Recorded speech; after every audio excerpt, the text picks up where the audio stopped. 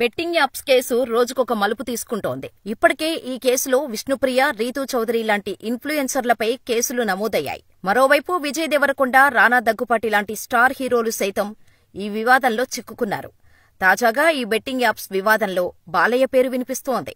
బాలయ్య ఈ యాప్స్ ను ప్రమోట్ చేయలేదు. కానీ ఆయన చేసిన ఓ షోలో వచ్చిన బెట్టింగ్ యాప్ యాడును చూసే బెట్టింగ్ స్టార్ట్ చేశానని వాపోతున్నాడు ఓ బాధితుడు.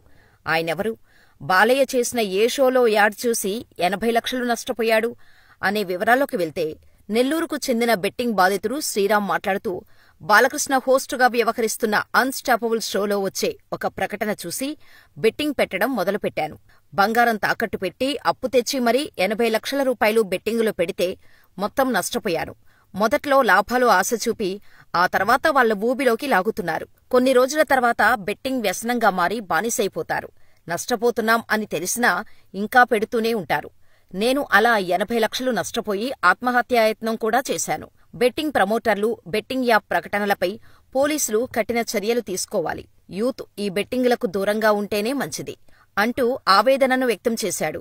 ఇదిలా ఉండగా, మరోవైపు దగ్గుపాటి రానా స్కిల్ బేస్డ్ గేమ్స్ కు మాత్రమే బ్రాండ్ అంబాసిడర్ గా వ్యవహరించారని ఆయన టీం సమర్థిస్తోంది. అంతేకాకుండా 2017లోనే ఈ డీల్ పూర్తయిందని, చట్టబద్దంగా అనుమతి ఉన్న గేమ్స్ నిర్వహిస్తున్న వాళ్లతోనే రానా అగ్రిమెంట్ చేసుకున్నారని చెప్పుకొచ్చింది రానా టీం. అలాగే విజయ్ దేవరకొండ టీం కూడా ఇదే విధంగా స్పందించింది. మరో ప్రముఖ నటుడు ప్రకాష్ రాజ్ పేరు కూడా బెట్టింగ్ యాప్స్ కేసులో వినిపించింది.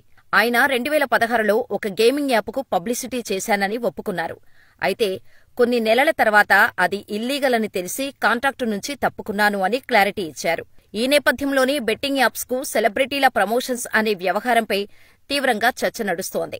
బిగ్ స్క్రీన్ సెలబ్రిటీల పరిస్థితి ఇలా ఉంటే, మరోవైపు ఇందులో చిక్కుకున్న స్మాల్ స్క్రీన్ సెలబ్రిటీలకు చుక్కలు చూపిస్తున్నారు పోలీసులు.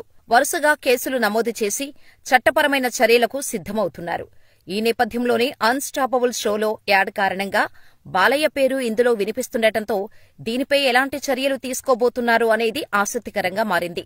అయితే తాజాగా యాంకర్ శ్యామల తెలంగాణ హైకోర్టును ఆశ్రయించటం చర్చనీయాంశంగా మారింది. పోలీసు విచారణకు హాజరవుతుందని ఆశిస్తే ఆమె హైకోర్టు మెట్లెక్కి క్వాష్ పిటిషన్ దాఖలు చేయటం గమనార్హం. తనపై నమోదైన కేసులను కొట్టివేయాలని ఆమె ఈ సందర్భంగా కోరింది. కానీ ఎందుకు కేసులు కొట్టేయాలి అనే దానిపై మాత్రం ఆమె మీడియాకు ఇంతవరకు ఎలాంటి వివరణ ఇవ్వలేదు. ఈమెతో పాటు కేసులు నమోదైన ప్రతి సెలబ్రిటీ సోషల్ మీడియాలో స్పందించారు. ఏదో తెలియక తప్పు చేశామో, ఇక మీదట ఇలాంటివి చెయ్యమో, జనాల్లో వీటిపై అవగాహన కల్పిస్తామో అంటూ చెప్పుకొచ్చారు. నిన్న ప్రకాష్ రాజ్ కూడా దీనిపై స్పందిస్తూ, అప్పట్లో తెలియక చేశాను, తెలిసిన తర్వాత కాంట్రాక్టు రద్దు చేసుకున్నాను, అప్పట్లో నేను ప్రమోట్ చేయడం తప్పే అని వివరణ ఇచ్చుకున్నాడు. కానీ యాంకర్ శ్యామల మాత్రం అలాంటి వివరణ ఏమీ ఇవ్వలేదు.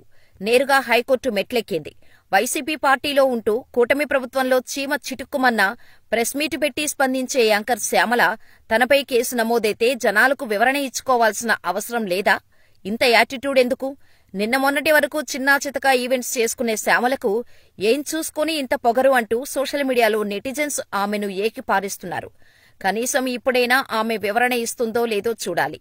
ఒకప్పుడు బెట్టింగ్ యాప్స్ కి ప్రమోట్ చేశాము, ఇప్పుడు చేయటం లేదు అనడానికి లేదు. ఆమె రాజకీయ అరంగేట్రం చేయకముందు కూడా బెట్టింగ్ యాప్స్ ని ప్రమోట్ చేసింది. సెలబ్రిటీలందరికీ ఒక రూల్, శ్యామలకు ఒక్కటే మరొక రూలు అన్నట్టు ఎక్కడా రాసిపెట్టలేదు. కాబట్టి ఆమె వేసిన క్వాష్ పిటిషన్ను కొట్టివేసే అవకాశాలు ఎక్కువగా ఉన్నాయి. ఒకవేళ రాజకీయ పలుకుబడిని ఉపయోగించి ఈమె క్వాష్ పిటిషన్కు హైకోర్టు ఆమోదం తెలిపితే మాత్రం అంతకంటే అన్యాయం మరొకటి ఉండదు అంటూ చెప్పుకొస్తున్నారు నెటిజన్స్. చూడాలి మరి శ్యామల భవిష్యత్తులో ఎలాంటి పరిణామాలను ఎదుర్కోబోతోంది అనేది.